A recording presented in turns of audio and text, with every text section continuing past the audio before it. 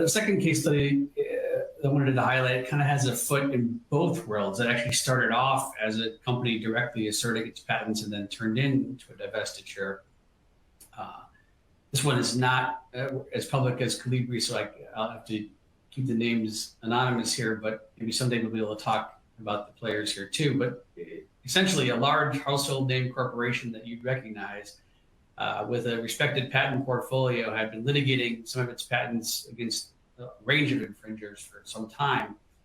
But as we've said many times today, patent litigation can be long, and these litigations dragged on, and the company found itself in a changing economic position, and it started to look for a way out of the litigation.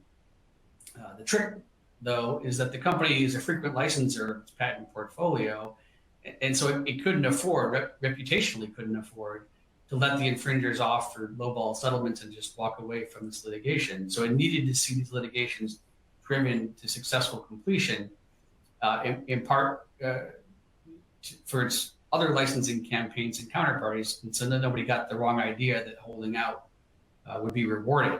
So what we were able to do here is, we were brought in midstream after this litigation fatigue had set in, and we financed the divestiture of a group of this company's patents, including the patents that were in the active litigation, to our counterparty, the buyer, who was then able to sort of step into the shoes of the company and continue the litigation. So it gave the litigation, fresh eyes and a fresh infusion of capital, but otherwise allowed things to continue largely uninterrupted. The litigations proceeded.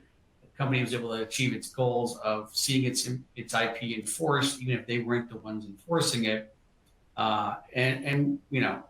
highlight these two examples because you can, imagine there's different amounts of complexity in each one, but obviously purchasing and transferring patents midstream in litigation is on the pretty far end of the complex spectrum. But Burford doesn't shy away from that. In fact, we think we thrive on that complexity. We solve hard problems for our counterparties. And we're confident that whatever the strategic goals you're looking to achieve, we can help craft a solution.